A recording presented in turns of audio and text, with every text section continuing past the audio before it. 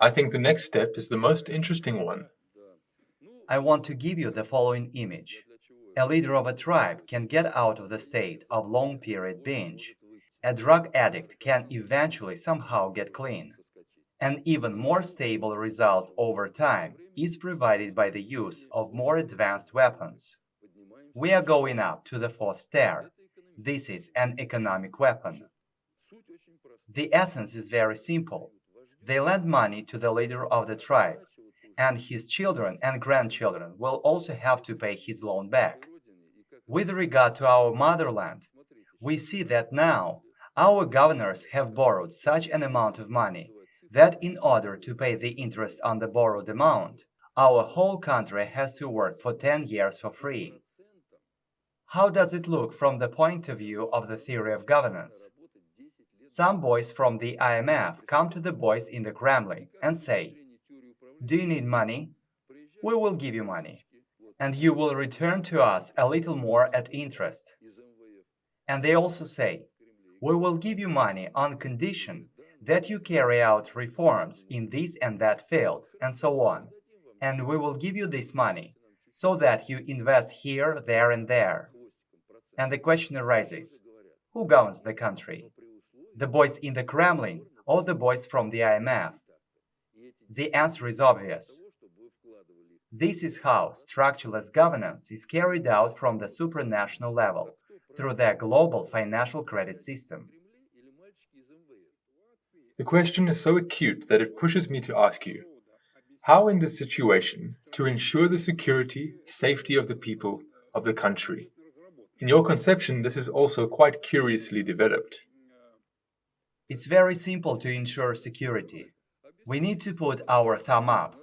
I mean, present our conception. As soon as we present our own free will reasoning, everything will fall into place. But now we still live according to the alien conception, according to which we do not have our own design of life arrangement. In order for the viewers to understand and figure out what it is, I'd like to give them the following image. It often happens in families when one of their loved ones falls ill, and relatives, trying to help him, begin to fuss around, offer something. But they do not succeed until the cause of the disease is established. Moreover, if you start to provide assistance without making a diagnosis, then you can harm the sick person. If this image is shifted onto our motherland, then we will see that she, the USSR, Russia, is not just seriously ill, but things are very, very bad with her. And all her children, sons, politicians, sociologists, scientists, patriots, conduct all sorts of seminars, round tables, scientific symposia. Others go to protests with flags, but nothing changes. Moreover, from year to year, the situation is getting worse and worse. What is the reason? We ask, did you make the diagnosis? What's going on with the country? Why am I saying this? I'm saying this because a very important moment of our conversation has come. If we do not establish the cause of the disease, do not make the diagnosis, then all our prescriptions will be meaningless. And therefore, the viewers should now understand what the cause of our illness is. And after that, one can talk about what needs to be done. One must first understand the details of the disease. But the point is something else. The patient has a medical history. It can be short or long term. In fact, our medical history is of a very long term nature. I want to say that when the cause is established, a course of treatment is prescribed. And the course of treatment is not always pleasant. That is, sometimes, in order to recover, one needs to drink bitter medicine. Otherwise, the disease will not be cured. And sometimes, it is necessary to remove the affected area of the body. There are such bitter pills that the conception of social safety offers, and our society needs to drink them, because without understanding this, we will not come to anything positive. We have already shown one pill. This concerns Marxism. And look how many prisoners of Marxism there are. Sincere and honest people who say, after all, that was a good time before perestroika. But then the question arises, why did this ideology, the teaching of Marx, not prevent the collapse of the country? They say that Gorbachev is a traitor. Yes, he's a scoundrel. He betrayed everyone. But is this teaching of Marx all-powerful? Yes, it's because it allows scoundrels and bastards to be on top of power. Does this mean that this teaching is flawed in some way? So, this is one of the bitter pills. And there are many such pills. Why am I saying this? Speaking of usurious landing interest, I have a question. Where did it come from? What is it? The conception of social safety briefly describes the history of money. We also came to certain answers, which one may find in the Holy Book, the Bible, which says, Now therefore hearken, O Israel, unto the statutes and unto the judgments which I teach you, for to do them, that ye may live, and go in and possess the land which the Lord, God of your fathers, giveth you. Thou shalt not lend upon usury to thy brother, only Jews, usury of money, usury of victuals, usury of anything that is lent upon usury. Here it means money at interest. Unto a stranger, not Jews, thou mayst lend upon usury, but unto thy brother thou shalt not lend upon usury, that the Lord thy God may bless thee in all that thou settest thine hand to, in the land whither thou goest to possess it. And thou shalt reign over many nations, but they shall not reign over thee. And the sons of strangers shall build up thy walls, and their kings shall minister unto thee. For in my wrath I smote thee, but in my favor have I had mercy on thee. Therefore thy gates shall be open continually, they shall not be shut day nor night, that men may bring unto thee the forces of the Gentiles, and that their kings may be brought. For the nation and kingdom that will not serve thee shall perish, yea, those nations shall be utterly wasted. All this abomination is considered to be sacred, holy.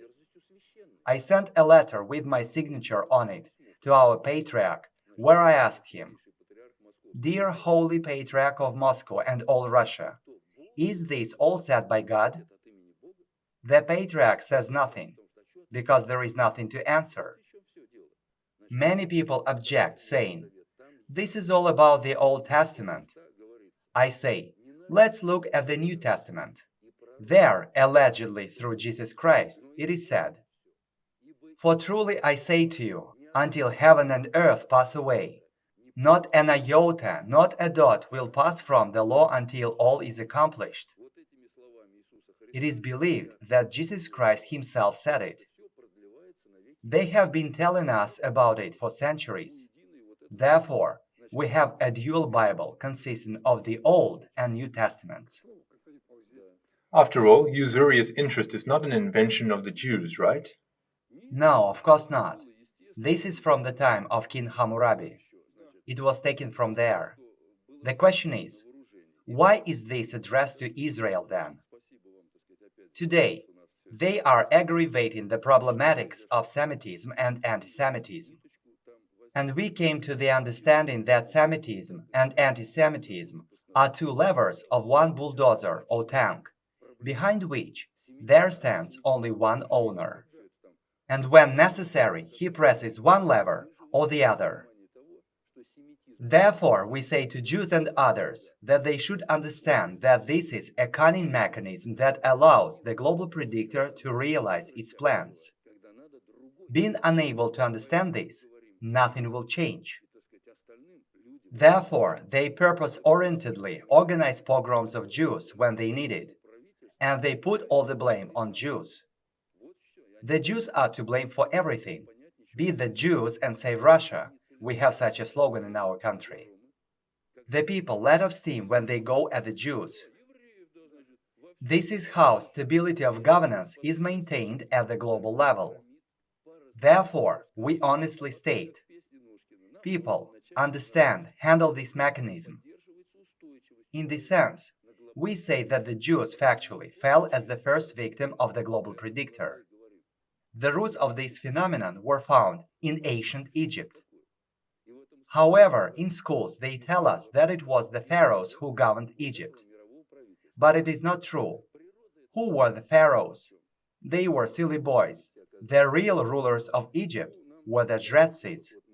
There were 22 of them, hierophants, which means readers of fate, destiny, all predicting the future. Egypt had two capitals, Memphis and Thebes. The hierophants were divided into two teams of 11 people each, and they were the keepers of the secrets of Hermetic knowledge that allowed them to govern people, manipulate people's consciousness. This, by the way, is properly described in the novel by Boleslav Pras, Pharaoh. There is also a film based on this novel. The film has a very interesting episode where the Jretzis, using the knowledge of solar eclipses, predicted the next solar eclipse in order to destroy the pharaoh, who tried to wiggle out of their power. By the way, the prototype was Pharaoh Akhenaten, who tried to carry out his reforms, and thus get out of the power of this ancient Egyptian Jretzhood. I want to draw your attention to the fact that Egypt of that time was a strip state. That is, on the left and right sides of the Nile River, there was a fertile strip of land that could give people the opportunity to exist. And further on, there was a barren desert. And many people lived on this narrow strip of land, where social tension was extremely high, and it was the governors of Egypt who had to resolve all these problems. The governors of Egypt of that time were the Egyptian Jretzhood. Therefore, objectively, it occurred like this, that it was the social tension in this region of the planet that prompted the ancient Egyptian Jretzis to develop a doctrine of resolving this social tension at the expense of other peoples, nations. The teaching of Deuteronomy is a very interesting work. Due to lack of time, I cannot tell you everything. We also have a work named Hike Through the Sinai, which describes the role of Moses, who tried to carry this knowledge, and how he was eliminated. The work also speaks about the revelations that were given by God. We say that it is necessary to cleanse the revelations that were given to mankind through the prophets from the people's self-invention that was uttered by those who benefited from it. Let's go back to the Jretzis.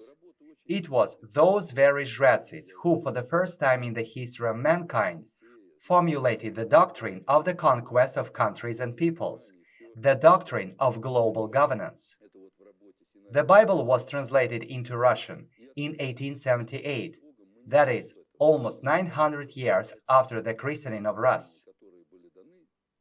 When the general of the Russian General Staff, A.D. Nechvalodov, read everything, he said, "Excuse me, gentlemen comrades, this is the conquering doctrine that claims global domination."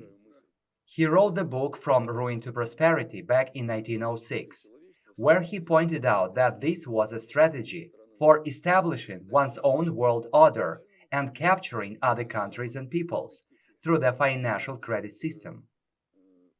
Egypt was the center of concentration of governance, which extended its influence on other countries and peoples.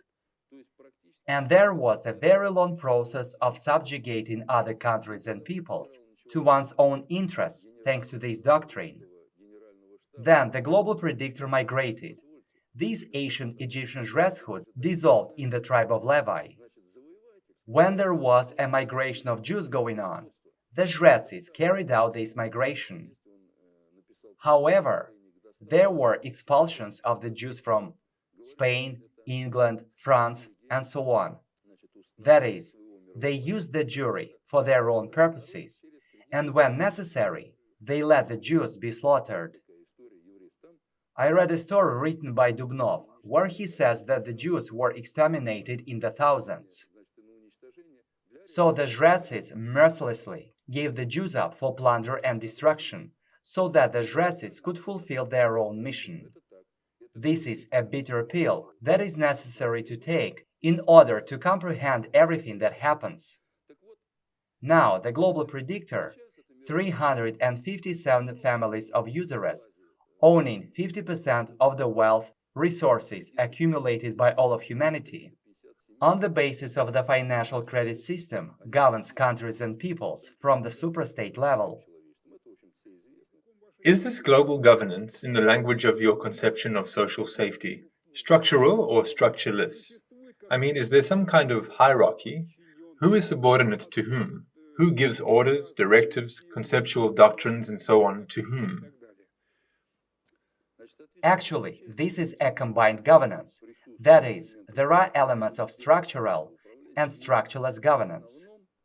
But mainly, governance throughout many centuries has been carried out on the basis of structureless governance, although a small number of structures for implementation, of course, have existed and continue to exist. But now, in connection with a certain change in the informational state, which we will talk about later, they are forced to switch to structural governance, that is, to be exposed. Why? Now, the process of losing governance over processes on planet Earth is ongoing, and it is objective, because the informational state of humanity has changed. But still, I would like to comprehend how this many thousand-year succession of governance has been carried out. How is this done? Does someone initiate someone? Does someone groom someone, hand power over to them? What does it look like?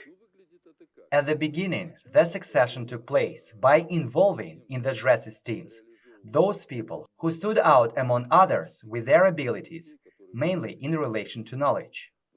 After all, they formed a crowd elite model of society.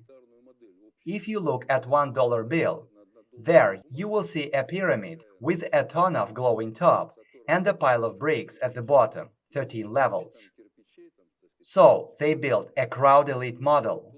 That is, at the top of the pyramid, there is the global predictor. It is the cut-off part. Below the headless pyramid, there is a headless governing elite, which does not possess the holism of knowledge, and below them, there is a crowd, which is endowed with fragmentary knowledge for the reproduction of certain professions, and so on. This is a three-link model. So, the global predictor on top, which possesses all the holism of knowledge. Below them, there is the administrative governing elite. And everyone lives according to this scheme. The USA is exactly the same as Russia. One should not think that this does not exist in the USA. The USA is just a state where representatives of the global predictor live. That's why life is better there. The most accurate definition of the crowd was given by Vissarion Belinsky. He said, "A crowd is a collection of people who live according to legend and reason according to authority. And in this sense, they realize two crowds in human society. Only one crowd is above the other, which has the right for permissiveness, and below them there is the other crowd without that right. Those who are below strive to break through up there and become the chosen ones, but those who are above, they have a fear of falling down and becoming ordinary people. It is at this level that governance is realized, divide and conquer. This is how people are governed, and the stability of this crowd elite society model was maintained beforehand through the injection of knowledge in certain doses to different strata of society. In this sense, we have such a proverb: every cricket must know its hearth. Beforehand, the monopoly on knowledge allowed the top of the pyramid to assign a monopolistically high price for the product of their labor. We are fooled with ingenious simplicity when they say that money makes money. Moreover, many literate people with higher education believe in this nonsense. People, look around. It's not money that you eat. You eat porridge, bread, and so on. Money does nothing. Everything is done by human labor. And the purpose of money is to accompany the exchange of products that circulates in society. What happens from the point of view of the financial credit system? Here I have goods and services on one hand, and money on the other. And in order for society to function properly, the mass of money has to coincide with the mass of goods and services. On average, over the past 150 years worldwide, the growth of goods and services in society of any country has been 3 to 5% per year. This means that the amount of money should increase by 3 to 5%. Therefore, before perestroika, we had a lending rate of 2 to 3%. If the amount of money is more, this is inflation. If the amount of money is less, this is deflation. During the period of perestroika, goods and services began to fall.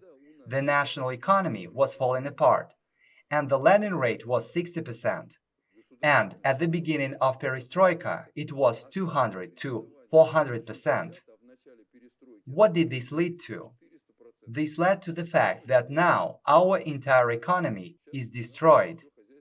Moreover, they divorced the process of accompanying money from the product exchange. And what does product exchange look like? For example, those who make harvesters come to a bank and say, "Give us money." And those bankers answer, "Listen, don't bother us with your harvesters. We make money here." That's it. There is a gap between the people. In Japan, for instance, lending rates are 0.2 to 0.5% per annum. Why? Because banks in Japan are inscribed in the production mechanism. That is, no one is against banks. No one is against money. But lending rates should not exceed the growth of goods and services. So, it is all about the conception. Speaking of Japan, it's pursuing its own national conception inside the country. And these 0.2 to 0.5% are the remuneration of bank employees for their work, according to the conception that they chose within the country, based on their free will reasoning. But in relation to us, they are bloodsuckers, because at the international level, they work according to the rules of this world financial mafia, the global predictor. By the way, the Japanese are very interested in our conception. The whole trick lies in the fact that it is necessary to refuse usurious lending. For a long time, there has been an accumulation of dollar mass, which is not backed by anything. This process has been ongoing for a long time. And now, what condition is the entire world financial credit system in? There are a lot of these dollars. This is why they dump these dollars here in Russia, because the dollars are not backed by anything. Therefore, sooner or later, this all will collapse. For this reason, now the global predictor is building a different financial credit system in advance, as a result of which the USA as the carrier of the dollar will collapse. The fate of the United States is dire. When I talked with Americans, they were shocked after I had told them about this. You have already said that Jews were chosen as the instrument of world global governance. Question. Judging by the names of our Jewish oligarchs, the current situation turns out to be financially more effective for them than for other Russian nationalities. How does this relate to their role in global governance that you are talking about? Yes, they were chosen as an instrument. But when this instrument does not cope with the tasks entrusted to it, it is destroyed. This is why the situations with Semitism and anti-Semitism are being aggravated in our country now. In other words, resentment is ripening among the people. The Jews are purposefully exposed as those who plundered our country, i.e., bankers, Khodorkovsky, Berezovsky, Gusinsky. The Jews are to blame for everything. Therefore, one must comprehend this. Entrepreneurs are being shot now, so annihilation is ongoing. The global predictor, unlike all its previous maneuvers, is now carrying out another one. They are now carrying out the shift of the element base of governance from the instrument of jury onto Scientology. The fact is that the teaching of Ronald Hubbard makes it possible to form a certain type of psyche. One of the works of the internal predictor of the USSR is devoted precisely to the teaching of Ronald Hubbard and is called Come and Rescue Me from My Disbelief. Speaking of the teaching of Ronald Hubbard, it allows one to purposefully form a certain type of psyche, and such people who have gone through the auditing procedure are highly effective, that is, they work very well. They say that the former Prime Minister of Kirienka has done it. Yes, this is an attempt to check how it will work. Pay attention to the fact that no matter how emotionally someone treats Kirienka, he is above those who make speeches reading a piece of paper, right? And at the same time, there is something about him, something so unusual, alarming. From the point of view of information processing, as he makes a speech in front of people without reading paper, he looks different. He masters answers to a range of issues. This looks attractive. But the point is that the Church of Scientology, or the teaching of Ronald Hubbard, is based on a deceptive worldview system, which we will talk about later.